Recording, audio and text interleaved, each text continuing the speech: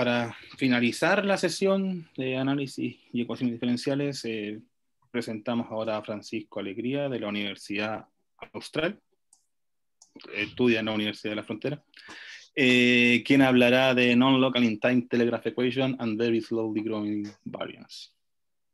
Adelante, Francisco. Muchas gracias, Juan Carlos. Gracias por darme la oportunidad de hablar un poquito aquí en la finalización. Me tocó la misión de cerrar la jornada, así que muchas gracias. Voy a contar un poquito la motivación, la historia, un poquito de cómo llegamos al problema. Este trabajo está publicado en colaboración precisamente con Juan Carlos, mi tutor. Más o menos la historia parte, digamos, de lo que nos interesa con las ecuaciones de Heaviside.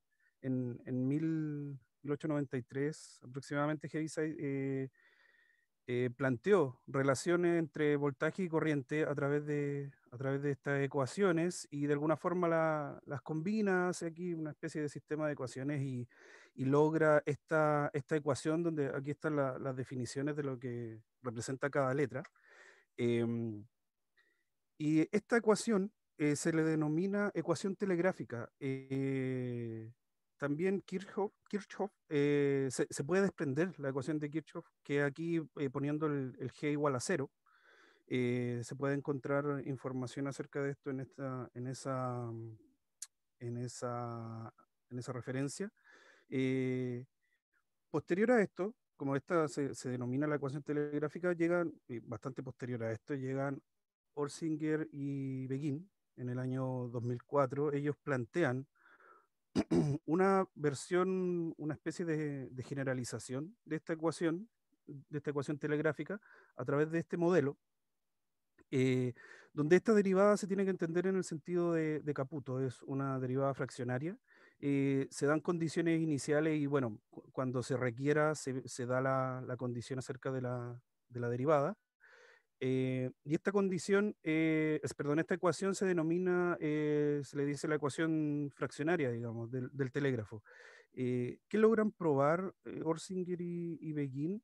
Ellos logran probar de alguna forma con herramientas bien, digamos, con harta fuerza de cálculo, logran probar varias cositas. Prueban que la solución fundamental de la ecuación que ellos plantean se puede interpretar como una función de densidad de probabilidad.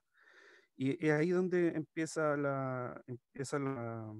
el interés nuestro, de nuestro artículo, ya que al poder interpretarse como una función de densidad de probabilidad, se le puede asociar un proceso estocástico. Por lo tanto, se pueden calcular algunas cositas, algunos valores relacionados con probabilidades, digamos, estadísticas, por ejemplo, la varianza, y Orsinger y Begin logran calcular una expresión para la varianza donde esa función es la conocida función de Mittag-Leffler. Y más aún, para ciertos casos, que particularmente para el caso alfa igual a un medio y alfa igual a 1, ellos logran probar, ellos logran describir el comportamiento asintótico de la solución. Y de manera curiosa, que llama la atención, en un principio, para alfa igual a un medio, esto se comporta más o menos como t elevado a un medio.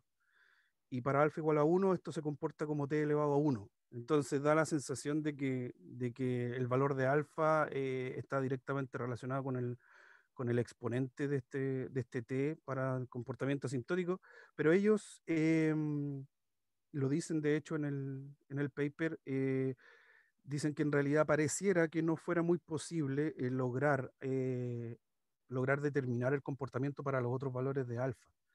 Entonces es donde entra, más o menos 10 años después, Vicente Vergara, en un paper muy bonito y muy cortito, de manera muy precisa. Él muestra que en realidad para todo valor entre 0 y 1, en este intervalo, efectivamente el comportamiento asintótico de la varianza es más o menos como t a la alfa, por una constante, y yo aquí quise poner la función gamma de acá abajo, porque en realidad esta misma función gamma después nos presentó algunos detallitos en unos calculitos que tuvimos que hacer. Vicente aquí no lo hace de manera similar a lo que hace Norsinger y Beguín. Él ocupa un teorema tauberiano, teorema de Karamata-Feller, que más o menos lo que dice el teorema es que bajo ciertas condiciones, si uno conoce el comportamiento de la transformada de Laplace de una función que cumple con ciertas condiciones, uno, si conoce el comportamiento en el cero, uno podría, aplicando este teorema, conocer el comportamiento en el infinito. Y al revés también, si más o menos uno conoce el comportamiento de la transformada de Laplace en el infinito, uno podría conocerlo cerca del cero. Y ese es el teorema bastante fuerte en el que se apoya Vicente. Entonces, posterior a esto, y siguiendo en la misma línea, entra el trabajo que ya más reciente del año pasado, que es precisamente de Juan Carlos Pozo y Vicente Vergara. Eh, Juan Carlos con Vicente presentaron en su trabajo una generalización aún más, valga la redundancia, aún más general que la fraccionaria, ya que ellos presentan una ecuación que incluso es más general que esta que yo presento aquí, que es muy linda la ecuación, grandota, pero está expresada a través de medidas. Tiene muchas medidas involucradas. Ellos toman las ecuaciones de Maxwell, modifican un poquito las leyes constitutivas y a partir de eso ellos más o menos generan esta ecuación. eh, ¿Y por qué le llaman ecuación telegráfica también? Porque en realidad ellos la presentan de esta manera. Esto es para ciertas medidas. Para ciertas medidas uno la ecuación la puede interpretar de esta forma que está aquí, donde aquí hay una convolución y en principio en ese sentido es no local. Necesitamos saber un poquito antes lo que pasa con el t para saber qué es lo que pasa en t. Em, entonces, ¿en qué sentido esto también se dice una ecuación telegráfica, digamos? Es que si nos damos un núcleo aquí particular, un kernel bien particular, con la función g alfa, bueno, la función g beta la puse aquí, g beta que involucra también a la función gamma, y si consideramos esta función con el kernel entre 0 y 1, con el alfa, perdón, entre 0 y 1, nosotros recuperamos la ecuación telegráfica fraccionaria de Orsinger y Beguin. O sea, efectivamente, la ecuación que presenta Vicente con Juan Carlos generaliza otra vez la ecuación del telégrafo y más generaliza la ecuación fraccionaria de Orsinger y Beguin. Eh, con esto, hay una condición media escondida que no se nota mucho al considerar ese G1 menos alfa que le mostré en la slide anterior, eh, que tiene muy buenas propiedades y uno no lo nota muy bien al trabajarlo directamente, pero cuando uno trabaja la ecuación un poquito más general, hay que pedirle una pequeña cosita, bueno, no sé si tan pequeña, pero es un paraguas bastante grande, pero que pareciera que fuera un poquito restrictivo, pero en realidad básicamente las funciones clásicas, todas las que se toman, cumplen con la condición que esta que yo puse aquí, que es la condición PC. Eh, si tomamos un núcleo no negativo y no creciente y existe otro núcleo localmente integrable a ambos, de tal forma que la convolución nos dé 1, que la convolución entre esos dos núcleos nos dé 1, nosotros vamos a decir que este par de núcleos cumplen con la condición PC. No siempre es sencillo mostrar que los núcleos son PC, entonces aquí las funciones completamente monótonas nos rescatan un poquito porque a veces es más sencillo mostrar este tema de la alternancia de signos de las derivadas. Eh, y se prueba que la completa monotonía implica PC, entonces a veces es mucho más fácil mostrar que una función es completamente monótona. Pero con este paraguas de funciones PC, que es más o menos lo que Juan Carlos y Vicente lograron probar en su trabajo, efectivamente ellos logran de alguna manera emular lo que hizo Orsinger, si bien digo, Orsinger y Beguin en su trabajo, pero lo plantean de manera aún más general.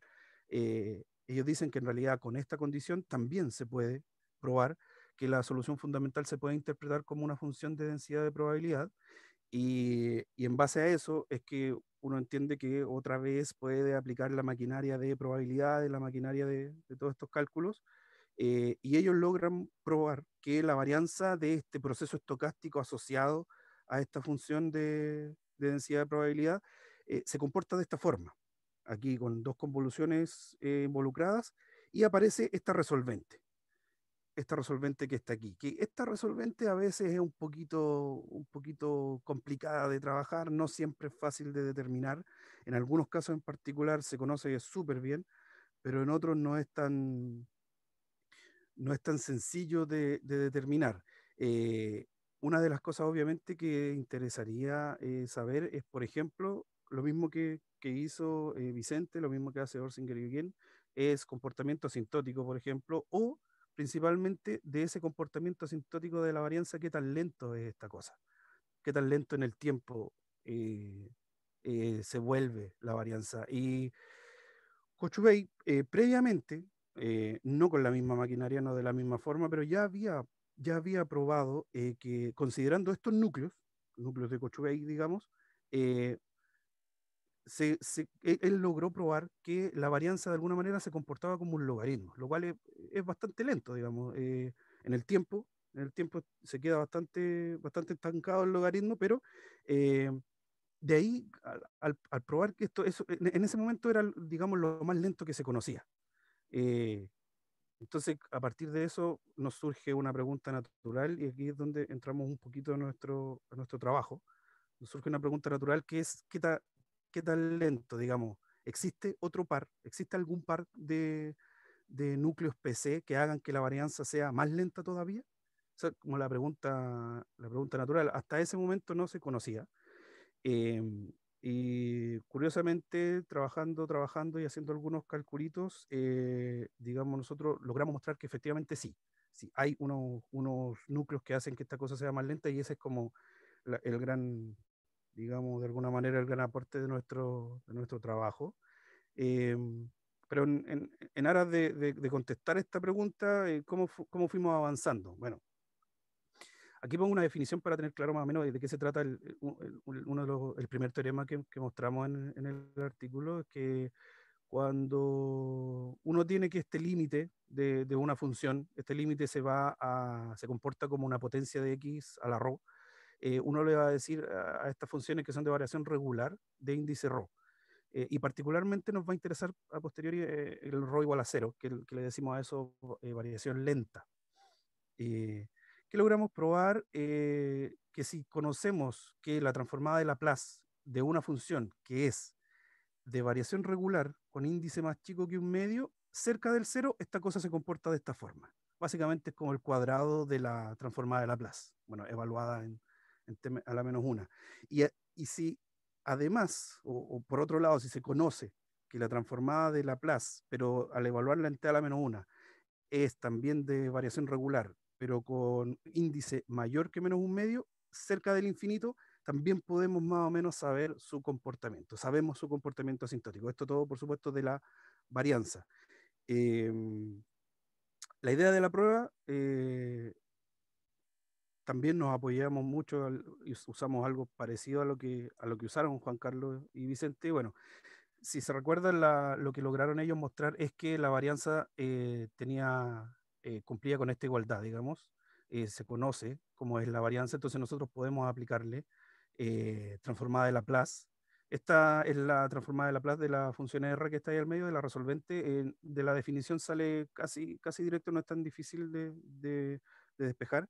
Entonces, con eso, eh, ¿qué hacemos?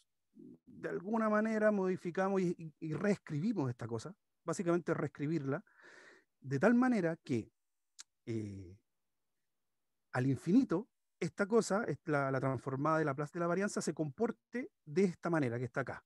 Con esta L1, la importancia de esta L1 es que en realidad se puede ver que es una función de variación lenta.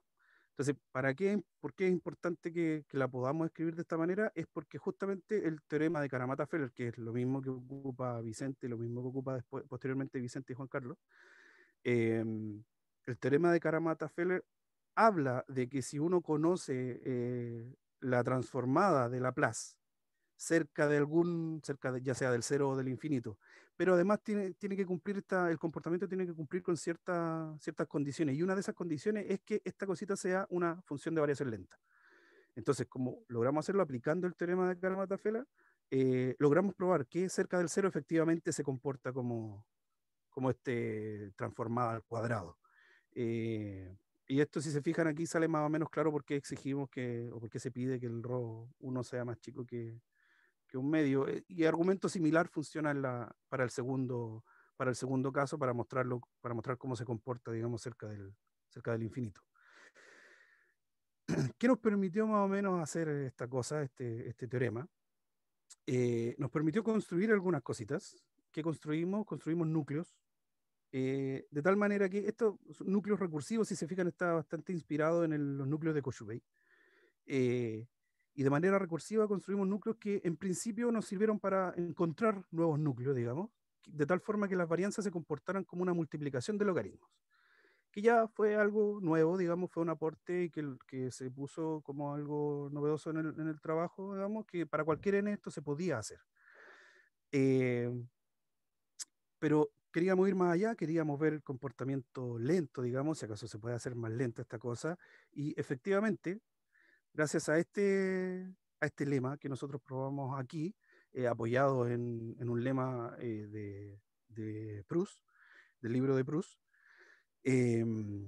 nosotros logramos demostrar la existencia de núcleos en PC, de tal forma que la transformada de Laplace de esos núcleos se comporta como esta composición de logaritmos. Adoptamos esa notación para describir la composición n veces de logaritmo, la gracia de esto es que es para cualquier n, digamos, mayor o igual que 1, mayor o igual que 2. O sea, en realidad el 1 ya estaba hecho, digamos, el gran aporte es para mayor o igual que 2. Pero entonces, conociendo esto, que ya conocemos la transformada de Laplace, ahora con esto pudimos, ocupando otra vez los teoremas que ya mencioné, mostrar la existencia de núcleos de tal forma que la varianza para cualquier n se comporte como la composición n veces del logaritmo. Y eso sí nos permitió mostrar que efectivamente el logaritmo no es el comportamiento más lento que tiene la varianza del proceso estocástico asociado a la ecuación. Y en realidad llegamos un poquito más allá, digamos, con lo mismo. Logramos probar que para un delta entre 0 y 1 esto se puede componer y después multiplicar, digamos. Entonces como que cubrimos todo el espectro positivo de comportamiento asintótico de la varianza. Entonces, en realidad es básicamente tan lento como uno quiera. ¿Y cuál es el tope mínimo, digamos? No tiene. Digamos, puede ser más lento, más lento, más lento, dependiendo de la cantidad de iteraciones nomás que uno haga con los núcleos que nosotros describimos ahí. Futuros trabajos en lo que estamos trabajando ahora, digamos, aplicación directa de esta cosa es en ecuaciones de subdifusión. Se puede de alguna manera, con estos núcleos que sean tan lentos como la subdifusión, digamos, se puede mostrar que hay en el desplazamiento cuadrático medio, cuando ya se va más o menos al infinito, se comporta parecido a esta varianza, entonces se puede de alguna manera eliminar la difusión con estos nuevos núcleos, y estamos trabajando en aplicar esto que conocemos a procesos estocásticos de nacimiento-muerte y colas de Erlang, pero eso recién yo estoy leyendo, así que realmente es trabajo futuro, digamos, de nuestro trabajo. Y eso. Muchas gracias. Bien, agradecemos a Francisco y cedo la palabra para quien quiera hacer algún comentario, alguna pregunta.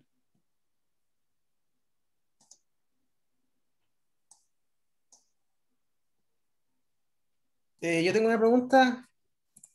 Sí, Felipe. Sí, adelante, Felipe, dale. Gracias. Bueno, hola Francisco. Primero, felicitarte, muy bonita tu charla. Oye, me asaltaron dos curiosidades. Bueno, la primera tiene que ver en términos generales, como para poder imaginarme. O sea, ¿cómo me imagino yo las soluciones de la ecuación telegráfica, por ejemplo, cuando tiene esta situación de que su varianza es slow? ¿cómo me imagino? Me cuesta relacionar como la parte estocástica con las soluciones. ¿Ya? Básicamente la varianza, bueno, sabemos que mide, digamos, más o menos como un poquito la dispersión. Entonces, al final lo que está diciendo es que los datos están pegaditos, que la cosa no hay mucha difusión, por ejemplo, hablando de subdifusiones, que las cosas se van juntando los datitos y no varían mucho en el tiempo. En algún momento se empieza a estancar un poquito. Así por lo menos lo Vale. entiendo yo, no sé si... No, está bien, está bien. Oye, y otra consulta que me da, bueno, me imagino que deben haber funciones que no, o sea, en este contexto de la telegráfica van a haber funciones que no le va a poder encontrar, digamos, creo que quiero empezar mejor la pregunta. Eh, o sea, no todas las funciones van a estar relacionadas con una varianza en la ecuación telegráfica. O sea, se han encontrado ejemplos, por ejemplo, si colocáis alguna función por darte que cae slow, digamos, que se conozca, por ejemplo, y ver si corresponde a alguna KL y saber que no hay, por ejemplo. No Mira, sé si claro, me expreso bien mi sí, no, sí pregunta. entiendo la pregunta, pero creo que lo hemos conversado con Juan Carlos para saber, no sé si entendí bien la pregunta, en realidad es como hacer el proceso un poquito hacia atrás, ¿o no? Exacto, exacto, cómo hacer esa Claro, transferencia. sí, de hecho lo hemos conversado cuando presenté esto en el proyecto de tesis, hubo un profesor que me hizo exactamente la misma pregunta y de hecho lo estamos viendo ahora con Juan Carlos, no, digamos, sería algo bastante positivo que lográramos hacerlo, pero por lo menos yo, no sé si Juan Carlos habrá podido avanzar algo, pero por lo menos yo no he podido, yo no. Sí, Juan Ah, Carlos, no sé si. sorry, para complementar. Lo que pasa es que de alguna forma queremos linkear con los últimos tres problemas que puso ahí Francisco. Y en ese contexto, las únicas funciones como que aparecen, todavía no hemos podido ver que no aparezcan otras. Las únicas funciones que aparecen son estos pares KL en PC. Ok. ¿Ya? Pero sí, si lo miras como problema aislado, tiene total sentido lo que dices tú. Sí, Bien, muchas gracias. perfecto. Gracias, Felipe. ¿Más preguntas, más comentarios?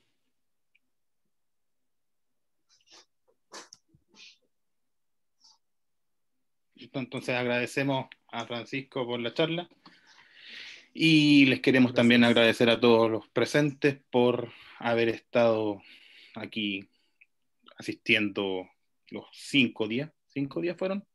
5 días fueron. Gracias, espero que haya sido una sesión buena, que hayan sacado harto provecho de ella.